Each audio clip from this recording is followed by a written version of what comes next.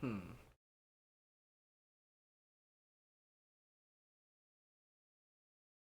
You know what? Just fuck it. Fuck it.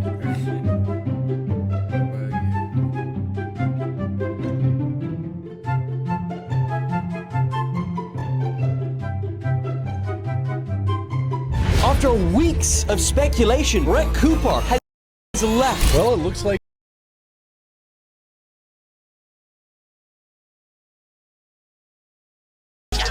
They got me feeling like I'm academics. Whoa.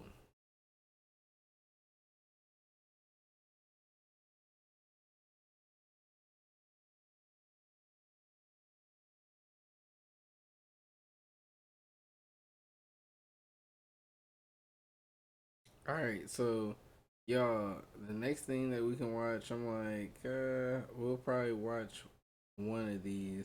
I think we'll watch this one over AMP versus Squad Call of Duty Real Life. It could be hard, you know. Um, fuck it though, fuck it though. Let's get in one. China's Deepseek triggers global tech sell-off. So Deepseek, so they're saying that the entire stock market like dropped by like $1 billion or $1 trillion value today, or over like the last 2 days, and they're saying it's because of this new chat AI that's been made in China called Deepseek, and we're just gonna see like the official word on like what they're saying about it. This is from CNBC television. See, this is just why I just can't trust the dealerships anymore. Look at this. This my car, right? A 2016 BMW X3. It's Let's talk about DeepSeek because it is mind-blowing and it is shaking this entire industry to its core. The emergence of DeepSeek now putting pressure on the U.S. tech names. We told you all about it last week in Davos. The buzz started growing about DeepSeek's latest AI model being more efficient while running on a lot less advanced NVIDIA chips. Released last week, it's already being called what is a major breakthrough as the app shows its work, its reasoning, it answers users' prompts. I, by the way, was spent basically all weekend playing with it. It is the number one app, I believe, on Apple right now. The product overtaking ChatGPT today as that on the App Store that way. DeepSeek, which was created by a Chinese hedge fund manager, also capturing the attention of leaders, as we mentioned at the World Economic Forum last week in Davos.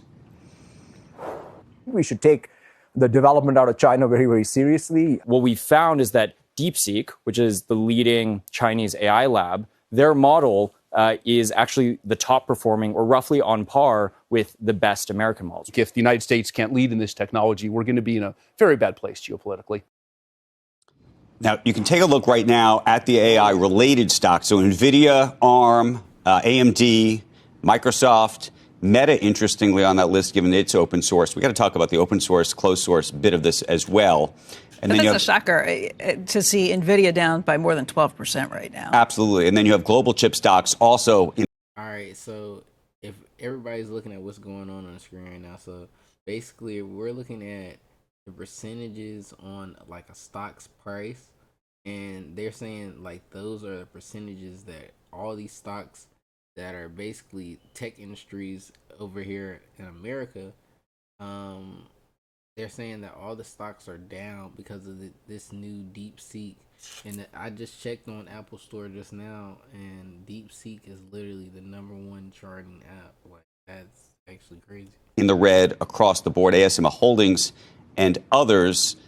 There is the question, I will say, Alexander Wang made the point last week, and it's become sort of the question mark about all of this, which is, he suggested on our air that it is possible that they were using some of the highest performing NVIDIA chips, perhaps as many as 50,000 of them, to build this model. Now, and they weren't supposed to have those chips. Right.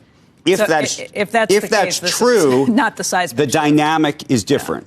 Yeah. If it's not true, then maybe all bets are off. It's possible, by the way, even if it is true, meaning even if they use those chips to create this, or at least partially to create this, it is still a significantly more efficient and better model. I think everybody agrees that right this moment.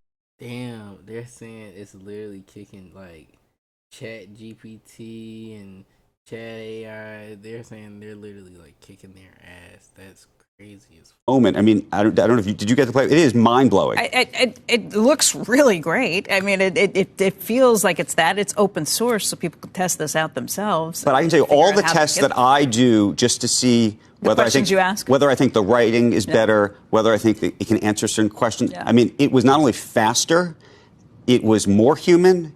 The reasoning is shocking. I mean, there were moments where I was like, "Oh my God, we are so much." You could feel the step change as a person. I will also say, as exciting as it was, there was an element where I became scared because I thought, I had the opportunity to talk to all these people last week, and they all said the future's here, and and then you sort of see it, and you go, "Oh, okay, I feel you," in a different sort of visceral way.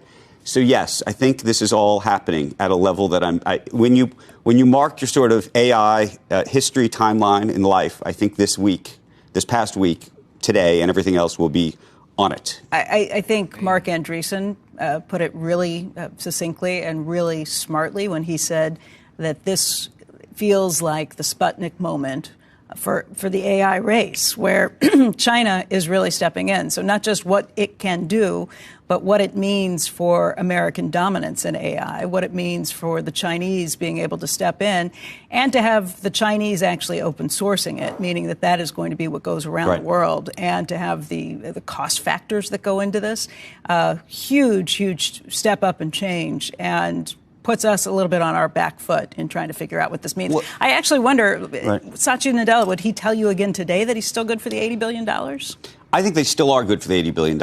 I think actually I think the processing power issue is there's an element of which you're going to still have to have the current sort of efforts underway. I think the question longer term, I think it's a longer term question. Can you recoup your investment? I mean, can you recoup your investment if that's the case? Well, I think this is the big issue. And I think who's going to pay for it if they get it? At one point, and I don't know if we talked about it on Squawk or it might have been on Worldwide Exchange, one of the things that I was hearing that was fascinating out there is there were so many CEOs who were saying, you know what, I'm using OpenAI and I'm playing around with Anthropic to figure out what I need to do.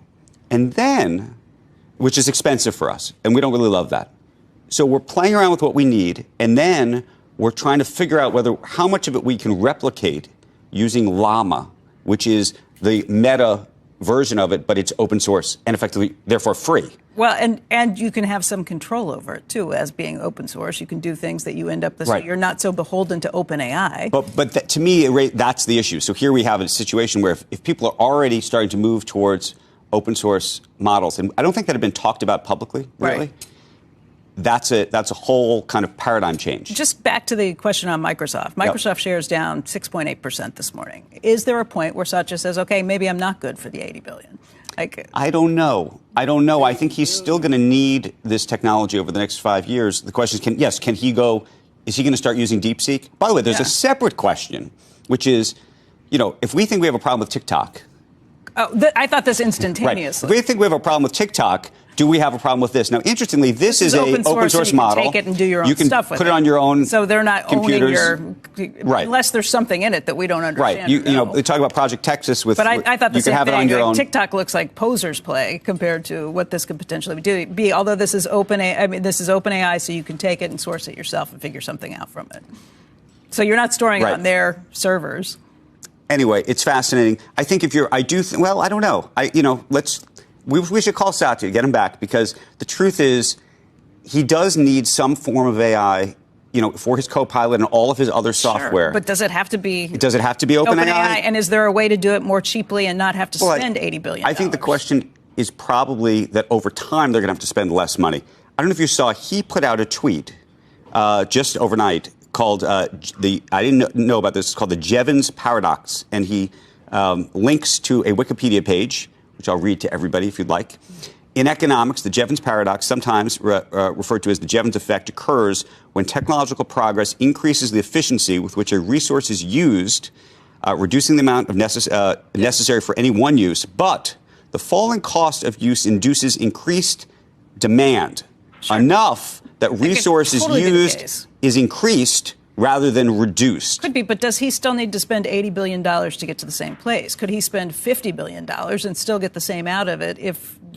Again, if you can find ways to do this more cheaply, if the architecture structure is such that you can actually get more efficient with all of these things, maybe he doesn't have to spend the $80 billion to get to that point. I think he may still need to, just because of the abundance of how much processing power. I mean, look, the guys who are, this Deepseek, for the most part, people are now running on their own laptops and doing all sorts of things, so their computers are not overwhelmed. But if you decided you were doing this in the cloud, or there was going to be a cloud-based version of it, you'd still need a lot of processing power. I will say, just on top of his tweet, and this was just 5 hours ago, he says, the Jevons paradox strikes again. As AI gets more efficient and accessible, we will see its use skyrocket, turning it into a commodity. Correct. We just can't get enough of, though. And so they just can't get enough of piece of it may be the thing that hopefully helps them longer term, but still, I think it's it's a big question. Right, and if you're doing it so that consumers are basically doing this for free, it's just who's paying the way on this? Are companies going to pay? Are they going to find cheaper ways to run some of this stuff themselves, too? Right. Check this out. I'm going to show you how I afforded this car. Okay, you ready? All right, $118 for car insurance. That's how much I was. Essentially, what they're saying, chat, is that Deepseek AI has American stock companies literally on their heels. They're saying it's faster than OpenAI. It's becoming more efficient, and with the world going towards a more technological type of like atmosphere with things being more automated now. I don't know if you guys been out to some of the fast food restaurants, but even the fast food restaurants are starting to be AI generated. Like, there aren't going to be waitresses and waiters like that. It's going to be something AI robot. Like, iRobot is really happening like right now. It's crazy. I'm just bullshitting, but still, like, it really is like getting more technologically advanced to the point where it's like we are going to be using like essentially like AI and robots to do some of the things that traditionally we would have a human doing in those types of positions. So that part would be crazy. But yeah, so I downloaded Deepseek. I'm gonna go check it out this weekend, and or not this weekend, but this week, and I'll give y'all some more updates on that later on this week. I might have to end up reviewing the rest of these videos in the morning or tomorrow because I am tired as hell. But yeah, y'all. China Deepseek got that and OpenAI on the move. Alright, but until tomorrow, y'all, we do this shit, we don't screw the shit. Unless.